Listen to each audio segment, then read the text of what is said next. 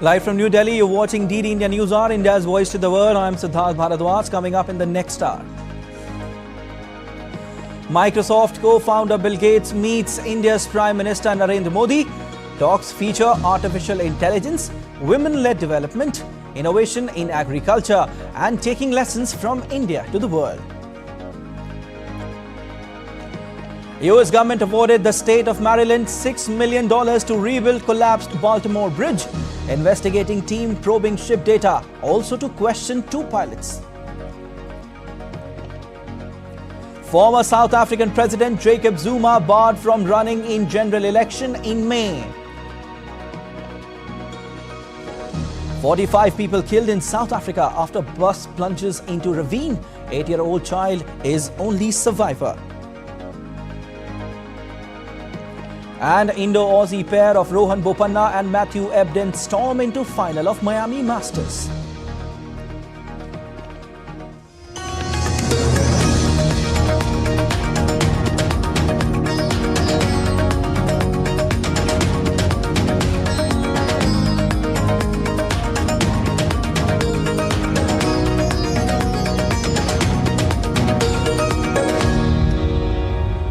Microsoft co-founder Bill Gates had a candid interaction with Indian Prime Minister Narendra Modi in New Delhi. Both had a freewheeling chat discussing a range of issues from artificial intelligence to digital public infrastructure and efforts to combat climate change. They also discussed the health, agriculture and education sectors in India.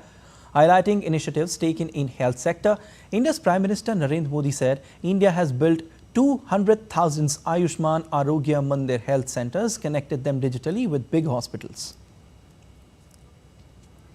मैंने जो आरोग्य मंदिर बना है 2 लाख आरोग्य मंदिर, आयुष्मान आरोग्य मंदिर विलेजेस में, ये जो मेरे हेल्थ सेंटर है उनको मैं डायरेक्टली मॉडर्न टेक्नोलॉजी से बेस्ट हॉस्पिटल के साथ उनको जोड़ देता हूँ। पहले शुरू में उनको लगता था कि डॉक्टर तो है नहीं, मुझे देखे बिना कैसे बताता है, लेकिन बाद में उनको समझ आया कि टेक्नोलॉजिकल इंस्ट्रूमेंट और सैकड़ों किलोमीटर दूर बैठा हुआ डॉक्टर भी उनको सही डायग्नोसिस कर रहा है, सही एडवाइस कर रहा है। तो लोगों का कॉन्फिडेंस बढ़ रहा है। जितना बड़ी हॉस्पिटल में होता है उतना ही छोटे आरोग्य मंदिर में हो रहा है। तो ये डिजिटल प्लेटफॉर्म की कमाल है। India's Prime Minister Modi also highlighted initiatives aimed at empowering women, citing the transformative Namo Drone Didi program, which equips women with drone piloting skills, thereby fostering economic independence and rural development. आज मेरे यहाँ गांवों तक मैं ये digital facility पहुंचाना चाहता हूँ। तो मुझे लगता है वो बहुत बड़ा टारगेट ग्रुप है। महिलाएं तुरंत नई चीज़ों को स्वीकार करती है, ये मेरा अनुभव है मेरे देश में। उनके अनुकूल कौन सी चीज़ें मैं टेक्नोलॉजी में ले जाऊंगा तो वो एकदम से एक्सेप्टेबिलिटी बनती है। मैंने एक कार्यक्रम लिया है नमो ड्रोन दीदी, उसके पीछे मेरे 2 लक्ष्य हैं। एक तो मैं भारत के गांवों में 3 करोड़ महिलाओं को लखपति दीदी बनाना चाहूँ, और वो भी एक गरीब परिवार से।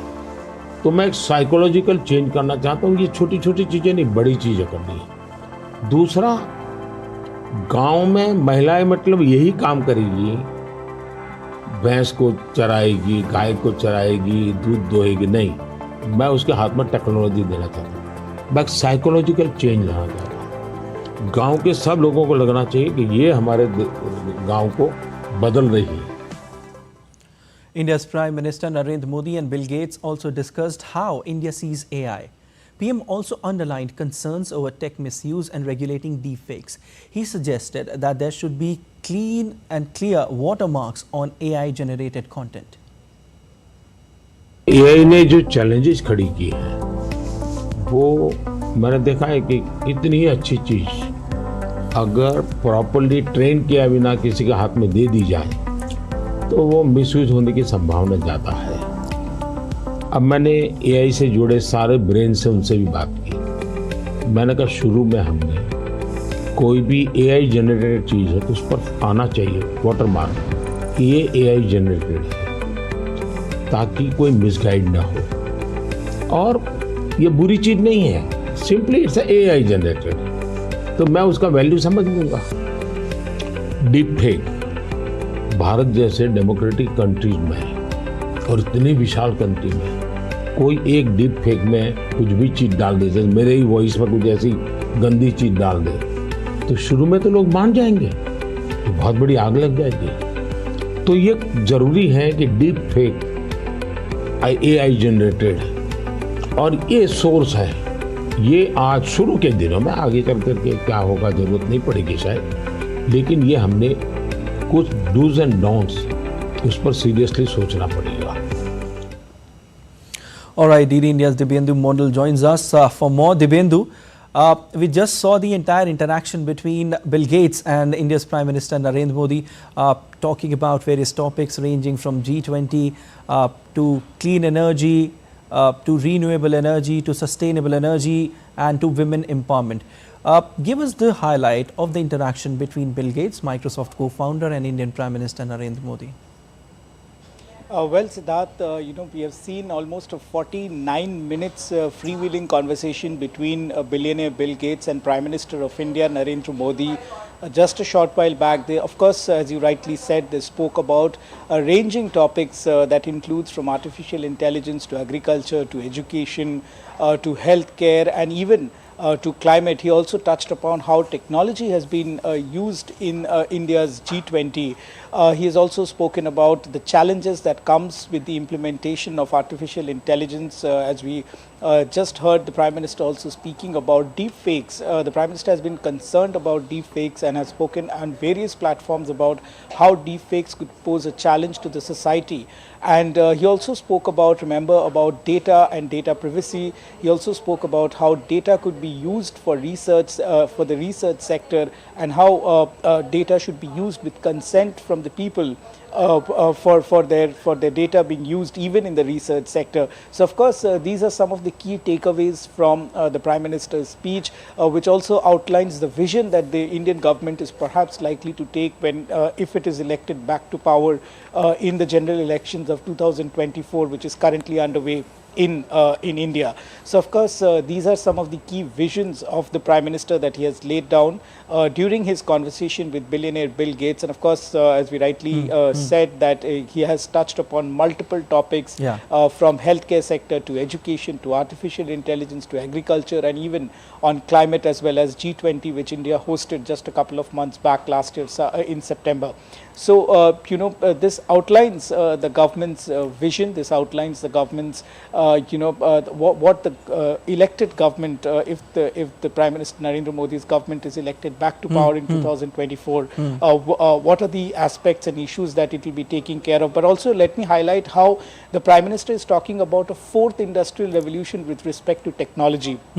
He says that the technological revolution is perhaps the fourth industrial revolution of the world, and India would like to be a leader in this sector, and that his government, if elected back to power, will take this industrial revolution of technology forward and implement technology in almost all sectors of public life. So that is something that these are some of the key highlights and takeaways of the Prime Minister's conversation with Bill Gates. Definitely. And Dibyendu, it gives me immense pride to say that today in India, women are leading in every sector. You name the sector and they are there. Be it space sector, agriculture, medical. Like I said, you name the sector and they are there. This is what exactly Prime Minister Narendra Modi highlighted in his conversation with Bill Gates. That in rural areas, women couldn't have imagined that technology and that too of this sort would be incorporated. And today, they have become pilots, they are flying drones, and which is further giving them dividends when it comes to, getting benefits in the agricultural sector. Well, that's right, Siddharth, because, the Prime Minister has been focusing on women-led development, and he also speaks many a times about how women would lead the development for the next generation. So, of course, women are at the forefront of development across the country, and, as you said, Namo Didi drone is one of those, one of those factors in the sectors of women-led development, and there are several other sectors. We have been seeing women into space. We are seeing women in the space sector. We are seeing women in the army. We are seeing women even in combat sectors. Of course, these are some of the key achievements that the Prime Minister highlighted during his conversation with Bill Gates. Of course, women-centric development and women-led development perhaps would be a key focus of the government in the coming years if elected back to power. So of course, the government is very committed towards the fact that it should be a women-led development, and that is exactly what the conversation also brought out. But remember, Bill Gates also, the foundation by Bill Gates, which is the Gates Foundation, is also working towards the empowerment of women in India as well as across many global cities across the world. So of course, women-centric development is a key focus not just for India but also for the globe. So we are seeing, and of course it was very pertinent for the Prime Minister to mention that during his conversation with Bill Gates. Yes, back to you. All right, we leave it there. Thank you so much, Divyendu, for your analysis. India's External Affairs Minister S. Jaishankar will hold bilateral talks with Ukraine's Foreign Minister Dmytro Kuleba in New Delhi today. The two leaders will discuss global and regional issues of common concern. The two leaders will also hold talks on issues related to bilateral ties and review the Intergovernmental Commission that was held earlier. He'll be here on a 2-day visit. As you would have seen, we have issued a press release in this regard. He'll have a bilateral engagement with the External Affairs Minister, where they will go over the gamut of issues that lie in the domain of bilateral relations, and also review the Intergovernmental Commission that was held earlier. They will also discuss issues regarding global issues and regional issues of common concern. Now, in order to combat maritime security, India-Mozambique Tanzania sea phase saw INS Tir, INS Sujata, Tanzanian naval ship Fatundu and Mozambique naval ship Namtili engaged in coordinated operations after rigorous harbour phase, strengthening interoperability and readiness for maritime challenges.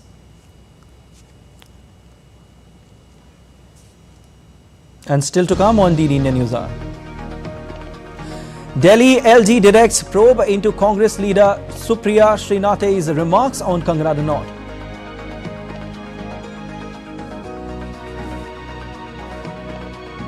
Coal fever grips India. We get you the latest report on elections. And researchers from the Indian Institute of Technology, Guwahati, develops ingenious therapies for knee injuries.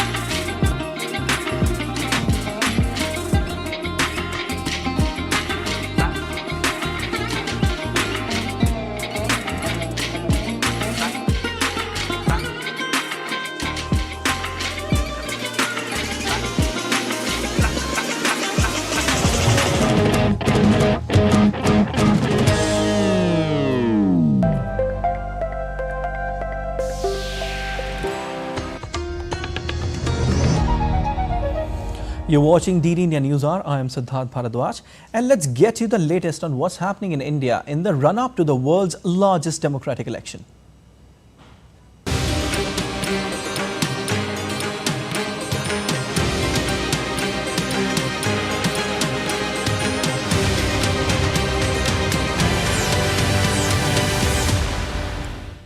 Ahead of India's 2024 general elections, Samajwadi Party has issued their list of 18 star campaigners. The list includes name of National President of the Samajwadi Party, Akhilesh Yadav, and party MP including Jaya Bachchan. First phase of voting will be held on 8 seats of northern state Uttar Pradesh on April 19. The ruling party of India's western state of Maharashtra, Shiv Sena, has also released its first list of candidates for the upcoming general elections.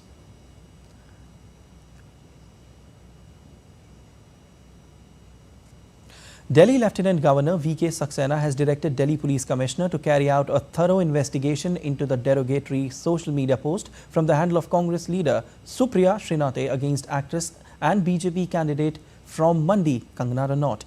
The move comes on the basis of BJP leader Bansuri Swaraj's complaint to Saxena demanding an investigation and registration of an FIR against Srinate for outraging the modesty of a woman.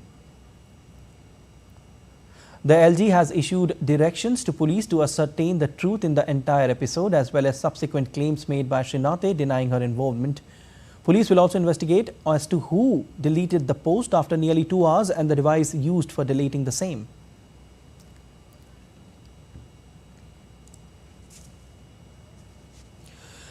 India's Minister of Finance Nirmala Sitharaman interacted with professionals from various fields in the Thiruvananthapuram constituency in Kerala. During her interaction, Minister Sitharaman underscored that electoral bonds don't entail any black money transactions. She said that transfer of money from one account to another account is being done in right manner and electoral bonds have been helpful to all parties including the opposition. However, she mentioned that she respects the actions of the Supreme Court in this regard. I'm talking about the electoral bond as it existed before the Supreme Court gave its orders. It was the law of the land. What it did to what was the system which was prevailing earlier to bringing it one better than what was prevailing then was the purchaser or the donor will put his money into an account. And the bond encasher or the political party will receive it in their account.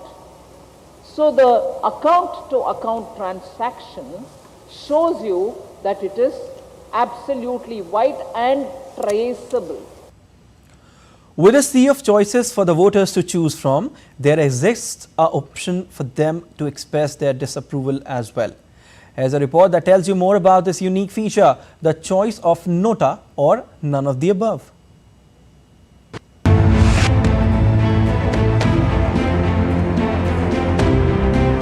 India is the largest democracy in the world, and in the true sense of democracy, voter is the king. With India being a multi-party system, the choices before a voter range from the representatives of various political parties and independents. But if none appeals, he or she can register that choice too, the option of none of the above or Nota. In India, if a voter does not support any of the candidates contesting in a particular election, he or she has the option to select Nota or none of the above as a measure of registering their disapproval of all the contestants. Nota was used for the first time in the 2013 Assembly elections in 5 Indian states, Chhattisgarh, Mizoram, Rajasthan, Delhi and Madhya Pradesh, and later in the 2014 general elections.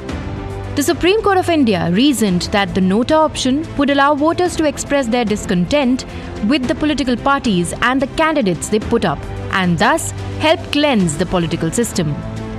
But it's a method by which the voter can register his or her disapproval only. The option has no real electoral value.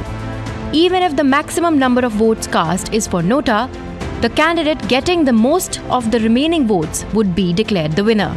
Around the world as well, countries like Colombia, Ukraine, Brazil, Bangladesh, Finland, Spain, Sweden, Chile, France, Belgium and Greece allow their voters to cast Nota votes.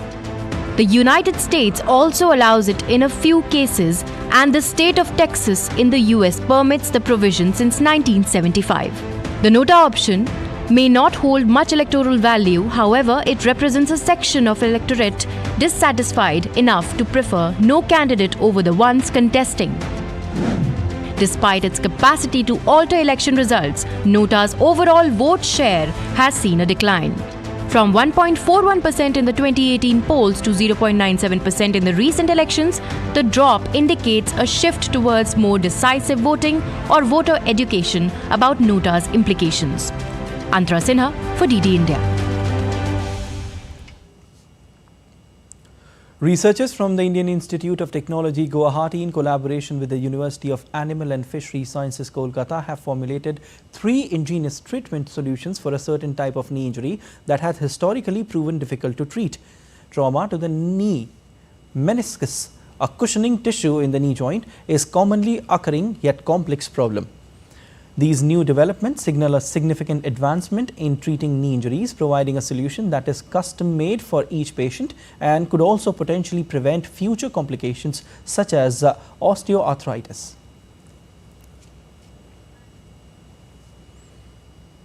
Good Friday is being observed across the globe today. The day commemorates the crucifixion of Jesus Christ and his death at Calvary. Good Friday is an important day in the Christian calendar as it marks the beginning of the Easter weekend and the culmination of the Holy Week. It's a day of mourning and reflection for Christians all over the world as they remember the sacrifice of Jesus Christ and his suffering on the cross. On this day, Christians engage in sorrow, penance, fasting and attend church services. All right, let's go live across to DD India correspondents getting us inputs from Kerala and Mumbai. We have Sam who's joining us from Kerala and Shama Mishra joining us from Mumbai. Let me ask you first, Shama, tell us about the significance of Good Friday. Well, Siddharth, we are here at a Mumbai church, Our Lady of the Victories, and we also have Father Rocky Barnes with us. He is the parish priest. You've asked about the significance. Let's ask directly from him. Father, what's the significance of today? We understand that this is the day of mourning, the day of supreme sacrifice. How do we observe it? See, first of all, that we enact the crucifixion of Jesus Christ today, that we just had over here. Our parishioners went round and they enacted the suffering and death of Jesus. And this brings us to all of us, the suffering of Jesus Christ, who went on the cross and he died for the salvation of all mankind. So this is the day for us, the most sad day in life of all the Christians all over the world, and also our day of mourning. And by bringing into the picture of this enacting this way of the cross, we ultimately try to bring to our own mind the suffering and death of Jesus and also his sacrifice of last piece of blood on to redeem the whole of mankind. So this is something that we have been doing, and this way of the cross that we had outside the church compound been done after 5 years. Before COVID that we used to do once in 2 years, but now once again we have started after the COVID to every second year that we will have this way of the cross, bringing to our own mind and also bring to the understanding of all the people those who are living in nearby, the suffering and death of Jesus Christ, our Lord and Savior. Okay. Yeah. So as Father mentioned that this is the day of supreme sacrifice, and he was also talking about the enactment, the Stations of the Cross, and these are the people who enacted the entire Stations of the Cross, and we can see Jesus on the cross, very beautifully put over here, and all these 14 stations were portrayed, starting right from the church premises to various lanes of Mumbai, of Mahem, and people from the surrounding areas have understood the value and the significance of Good Friday, the significance of mourning, why it is called Good Friday, because we understand that Lord Jesus made the supreme sacrifice of his life for the sins of people, and today is that day where people actually do reflections and people remember the supreme sacrifice. Back to you. Definitely. Hold on. We also have Sam joining us from Kerala. Sam, tell us how local churches observing Good Friday there. This day, Christian community remembering the crucifixion of Jesus Christ, believers have gathered to reflect on the sacrifice of Jesus and participate in special services that recount the events leading up to his crucifixion. In Kerala, we have numerous Christian communities with different traditions. The way of the cross procession is the most important ritual of the day here itself. Believers retrace the final steps of Jesus before his crucifixion. The symbolic journey is a powerful reminder of the suffering and sacrifice of Christ. In the way of the cross, believers kneel down and bow down head to the floor many times in 14 stations. These 14 stations symbolically recreates the different incidents during the crucifixion day of Lord Jesus Christ. Mainly Catholic churches are doing the way of the cross ritual on this day. All other churches in Kerala having special prayers and worships on this day. Today's worship will last till 2 o'clock or 3 o'clock in the afternoon, having a minimum amount of food also, a tradition of Passion Week. After today's service, people will start preparation for Easter celebration. All right, we leave it there. Thank you so much, Shama, joining us from Mumbai, and Sam joining us from Kerala. Thanks for your analysis, both of you. Well, let's take a look at other stories making news. Jailed politician Mukhtar Ansari died of cardiac arrest after being hospitalized on Thursday evening. A medical bulletin said he had been taken to the Rani Durgavati Medical College in Uttar Pradesh's Banda district by jail authorities in an unconscious state after complaining of vomiting.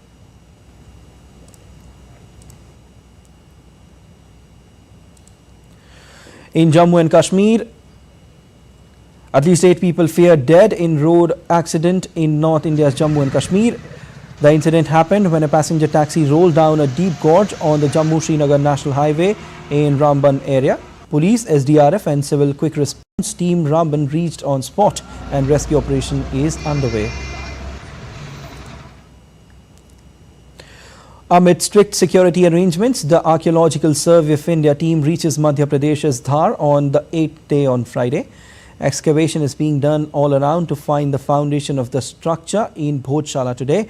People from both Hindu and Muslim sides also reached at the site as Friday namaz will be held today. The case will be heard in Indore High Court on 29th of April. Earlier, on the 7th day, measurements took around 50-meter area along with marking some points.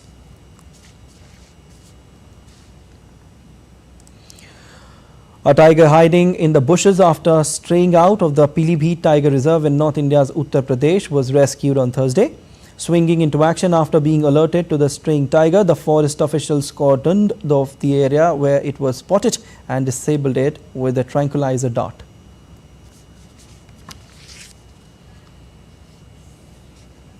And still to come on DD India News Hour.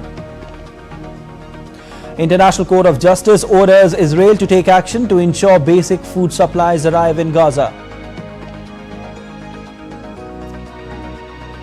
Saudi Arabia elected to chair the United Nations Women's Body with no objections. Beating the heat, 2 adorable giant pandas playing in pool of water. Stay with us, we'll tell you the details.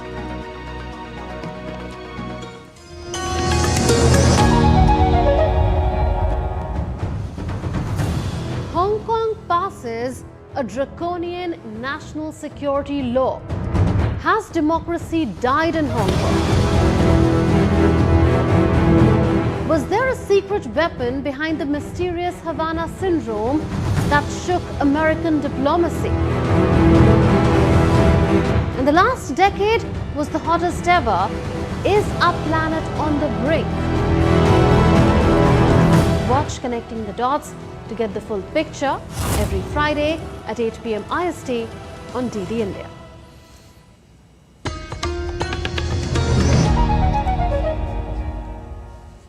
You're watching DD India News Hour. I'm Siddharth Bharadwaj. A quick recap of the headlines. Microsoft co-founder Bill Gates meets India's Prime Minister Narendra Modi. Talks feature artificial intelligence, women-led development, innovation in agriculture, and taking lessons from India to the world. US government awarded the state of Maryland $60 million to rebuild collapsed Baltimore Bridge. Investigating team probing ship data also to question 2 pilots.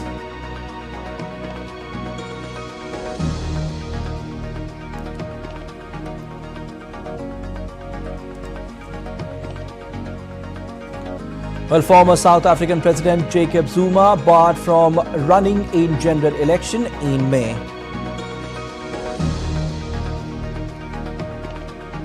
"45 people killed in South Africa after bus plunges into ravine. 8-year-old child is only survivor." An Indo-Aussie pair of Rohan Bopanna and Matthew Ebden storm into final of Miami Masters.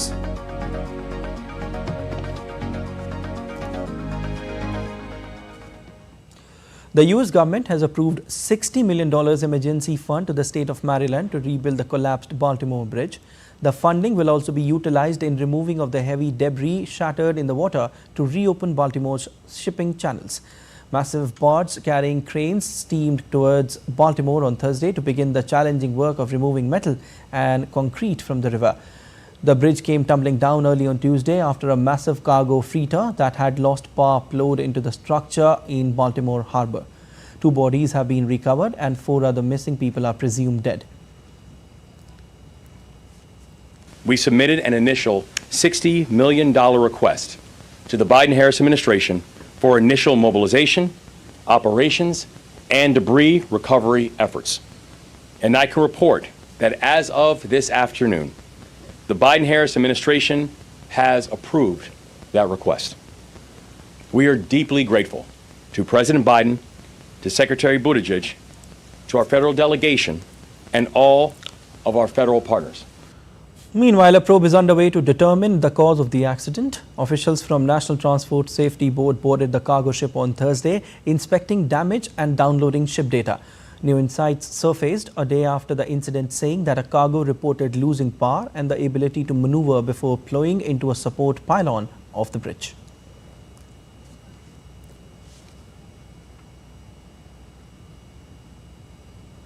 The International Court of Justice has ordered Israel to provide immediate, unhindered delivery of aid to Gaza. Judges at the International Court of Justice on Thursday unanimously ordered Israel to take all the necessary and effective action to ensure basic food supplies arrive without delay to Gazans.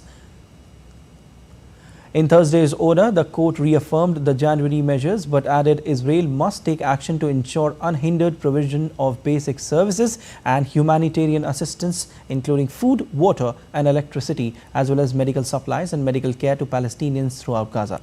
The judges added that this could be done by increasing the capacity and number of land crossing points and maintaining them open for as long as necessary. Russian investigators on Thursday claimed that gunmen who killed more than 140 people at a concert last week had ties to Ukrainian nationalists. US has dismissed allegations as baseless propaganda. Russia has said from the outset that it believes Ukraine was linked to the attack, even though Kyiv has denied it and Islamic State has claimed responsibility.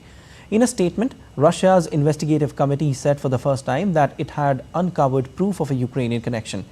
It said there was confirmed data that the attackers had received significant amounts of cash and cryptocurrency from Ukraine. Another suspect involved in the terrorists' financing scheme had been detained, the committee said. White House National Security spokesperson John Kirby described the Russian allegations as nonsense and propaganda and said Islamic State was solely responsible for the attack. The US is asking American companies to stop shipping goods to more than 600 foreign parties over fears the items could be diverted to Russia for use in Ukraine, a US official said on Thursday. The US Department of Commerce sent letters in recent weeks to at least 20 companies with a warning, the latest effort to block the Russia war effort in Ukraine. The companies make and sell products found in missiles and drones recovered inside Ukraine. Russia on Thursday vetoed the annual renewal of a panel of experts that oversees the enforcement of long-standing United Nations sanctions against North Korea. The US State Department said it is deeply disappointed by Russia's veto of the renewal of the mandate of the UN Security Council's panel of experts, which sanctions North Korea over its nuclear weapons and ballistic missile programs. Spokesman Matthew Miller said on Thursday. The United States is deeply disappointed by Russia's veto of the United Nations Security Council's 1718 Committee Panel of Experts mandate renewal. We are also disappointed that the People's Republic of China decided to abstain after 14 years of supporting this important mandate. For the past 15 years, the 1718 Committee Panel of Experts has been the gold standard for providing fact-based, independent analysis and recommendations on the implementation of UN sanctions on the DPRK. Saudi Arabia was elected to chair the United Nations Women's Body, the Commission on the Status of Women, with no objections. Abdulaziz Al-Wasil of Saudi Arabia will serve as the chair of the Commission on the Status of Women's 69th session. In his acceptance speech, Al-Wasil pledged to collaborate with all members of the Commission to promote gender equality. He emphasized that Saudi Arabia is committed to the empowerment of women.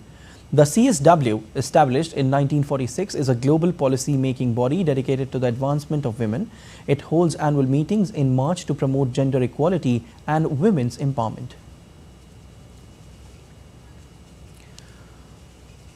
US President Joe Biden hosted a record-breaking fundraiser in New York City alongside his predecessors Barack Obama and Bill Clinton. Biden joined Obama and Clinton for a high-dollar fundraiser at Radio City Music Hall in New York that organizers said raised more than $25 million for Biden's US re-election campaign. Biden, Obama and Clinton took part in a discussion at the iconic Radio City Music Hall in front of thousands of guests. Tickets for the fundraiser ranged from $225 to $500,000. Some of the highest dollar guests had their photographs taken with 3 presidents.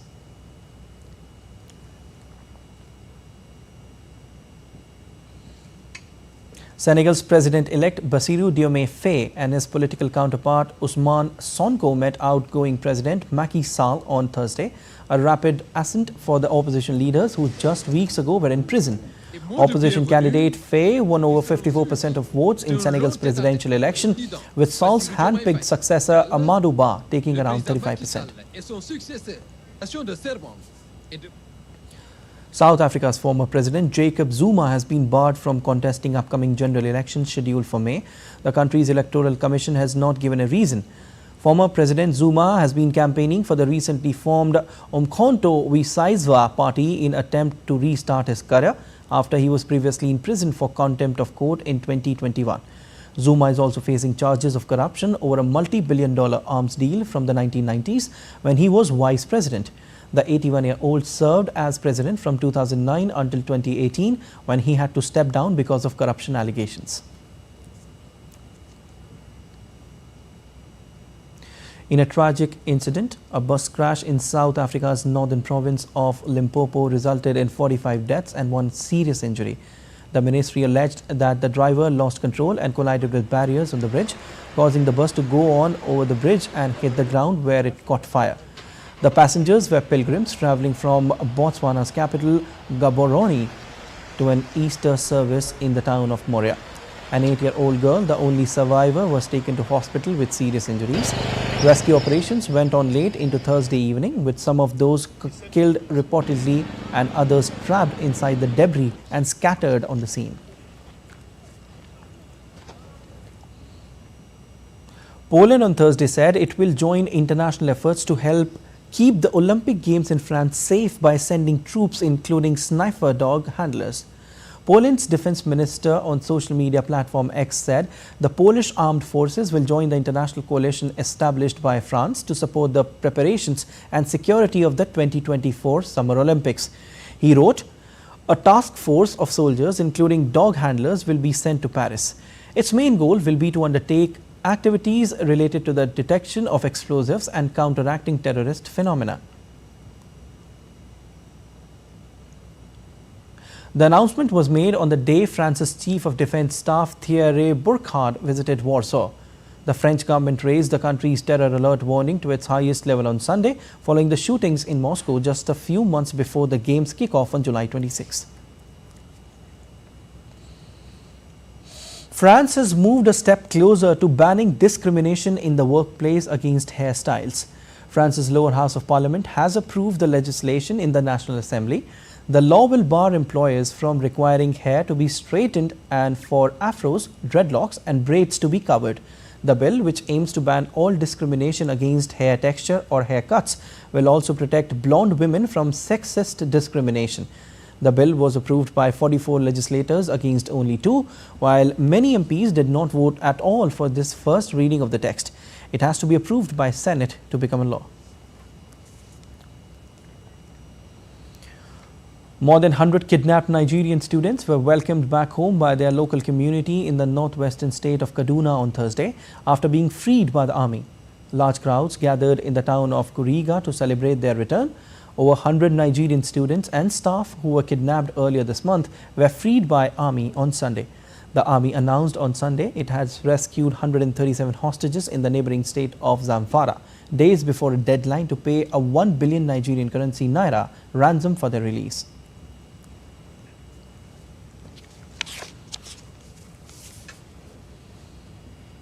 More than 1,500 people have been killed so far this year in Haiti as gang violence continues. The country has extended a state of emergency while trying to deal with the civil unrest and set up a new government. DD India's Latin American correspondent Maritime has more details. The United Nations has described the situation in Haiti as cataclysmic, with more than 1,500 people killed in the Caribbean country since the beginning of 2024. The UN's High Commissioner for Human Rights, Volker Turk, said on Thursday that all these practices are outrageous and must stop at once. The most recent UN report says some 4,500 people died last year. Since February this year, Haiti has been facing a political and security crisis as rival gangs battle for control. Criminal organizations have attacked strategic locations such as the international airport and police stations and blocked main roads, preventing the distribution of food and essentials across the capital Port-au-Prince. For now, a state of emergency that began a month ago has been extended until early April, but is likely to continue as the capital continues to be controlled by heavily armed civilians. This comes as the Caribbean nation is working to establish a new government through a transitional presidential council. Even though Haiti's prime minister said in mid-March he would hand over his office when the transitional government takes office, the council is not officially installed yet. In Caracas, Maritrini Mena, reporting for DD India. Canada sent a helicopter to its embassy in Port-au-Prince to evacuate Canadians who want to leave Haiti as gang violence spreads. Foreign departures from Haiti have picked up recently as the country's political future hangs in limbo, with armed gangs expanding their control over the capital and further afield. Earlier, Canada said that it would initially be facilitating travel to the Dominican Republic for vulnerable Canadians who need medical attention or those with children. Around 30 Canadians who are travel ready with the necessary documents have so far come forward to leave. The Canadian government was working on other departure options for family members of citizens and permanent residents. Philanthropist and Microsoft co-founder Bill Gates thanked India's Prime Minister Narendra Modi. In a social media post, Bill Gates said, and I quote, "Thank you, Prime Minister Narendra Modi, for taking the time to discuss India's tech-driven development. Breakthroughs in AI and digital public infrastructure, along with innovations in agriculture, education and healthcare, are solving some of the country's most critical challenges and should be models for the world."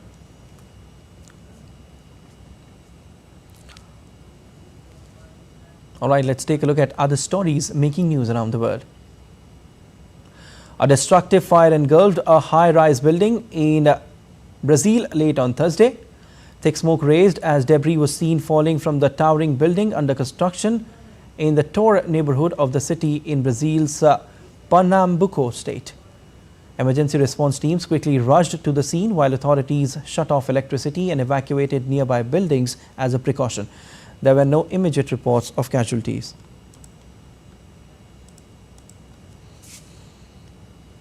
Thousands of Guatemalans participate in this year's Holy Week celebrations, which have been granted UNESCO Heritage status since November. The week-long festival actually stretches over 6 weeks, culminating at Easter with processions, vigils and brightly colored carpets lining the streets of Central American country. Pope visits female prison for Easter period foot washing traditional ritual on the first of 4 event-filled days leading to Easter. The ritual commemorates Jesus' gesture of humility towards his apostles at the Last Supper on the night before he was crucified.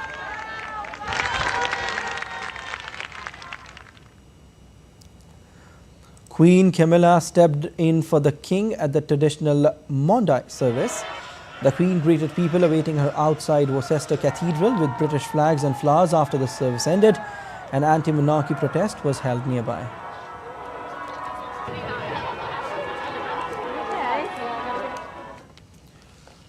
Two adorable giant pandas at an animal reserve, Doordarshan, were seen playfully splashing one another in small pool of water, cooling off as the weather begins to heat up.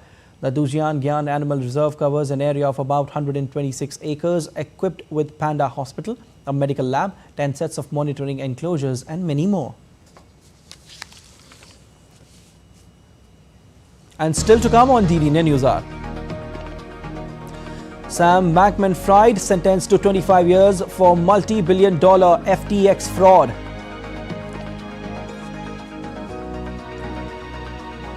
And two-time Olympic medalist Sindhu will take on Thailand's Kate Thong in the quarterfinals of Madrid Spain Masters. Stay tuned for the visuals. Visitors at Paris Zoo throng to get a glimpse of new edition.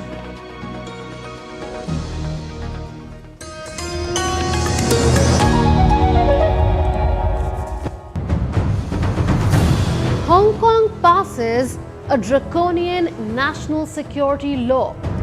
Has democracy died in Hong Kong?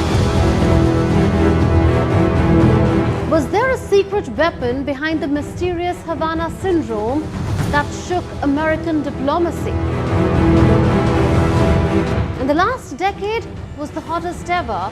Is our planet on the brink? Watch Connecting the Dots to get the full picture every Friday at 8 p.m. IST on DD India.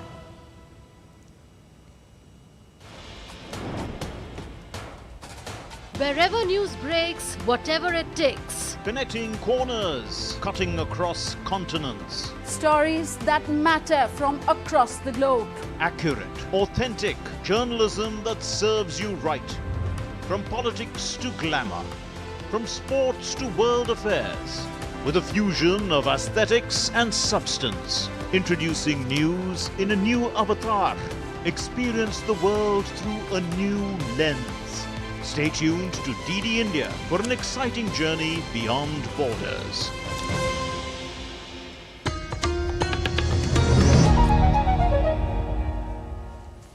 You're watching DD India News Hour. I'm Siddharth Bharadwaj. On to business now.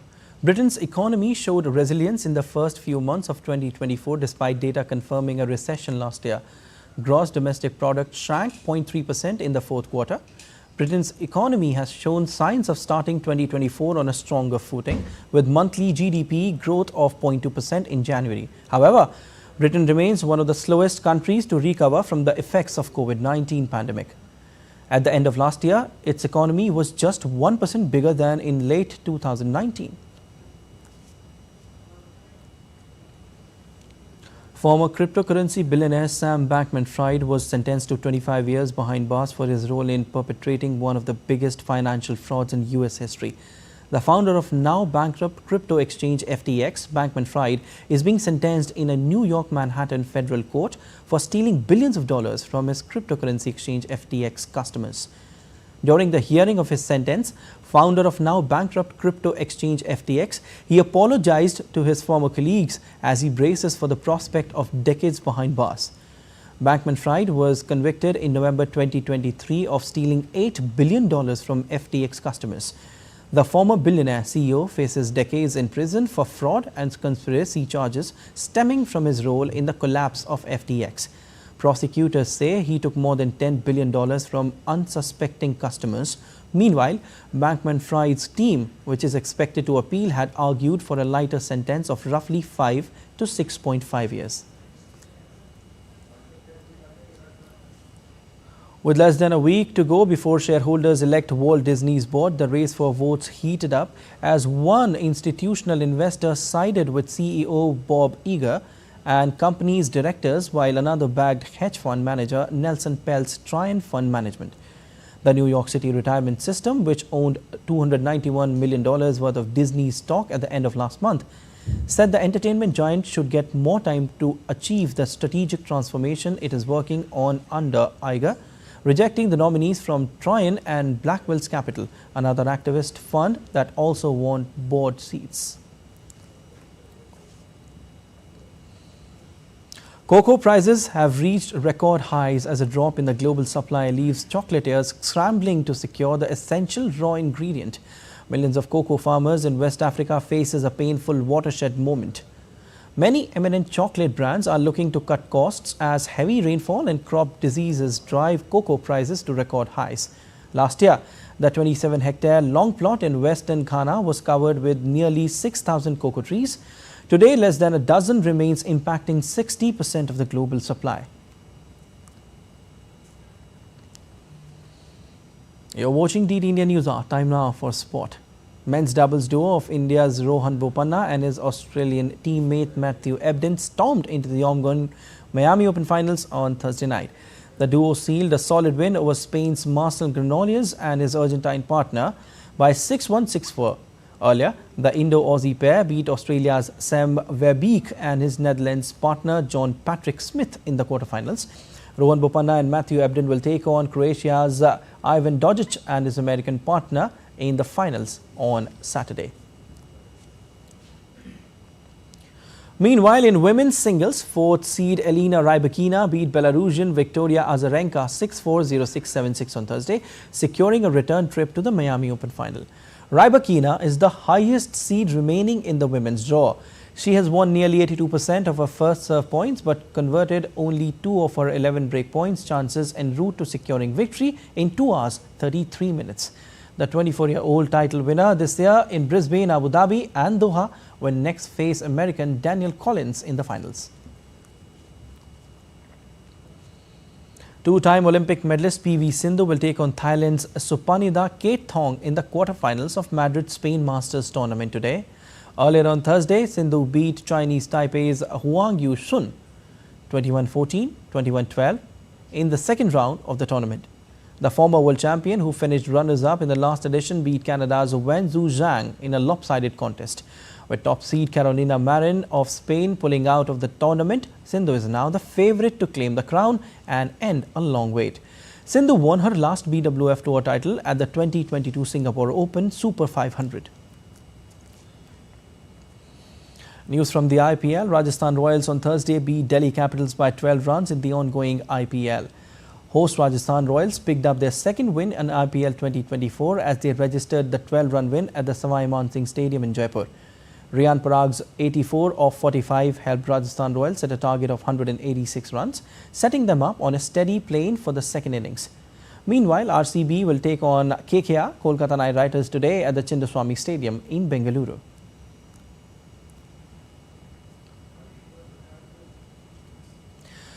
Let's now take you to France, where a manatee cow found new home at Paris Zoo. Manatee cows are also called sea cows as they graze on underwater vegetation.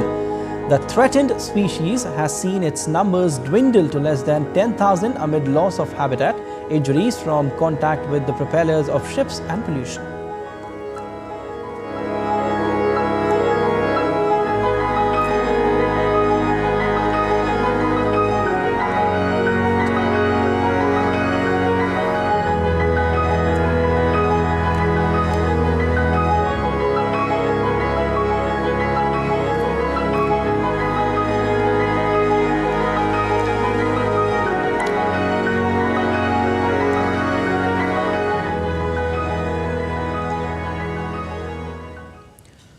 That's all for this edition of DD India News Hour, but let us know your thoughts on the news of the day. You can connect with us on Facebook, X formerly known as Twitter, and Instagram. We'll be back with more news as it breaks here on DD India. I'm Siddharth Bharadwaj from all of us here in Delhi. Thanks for watching DD India News Hour.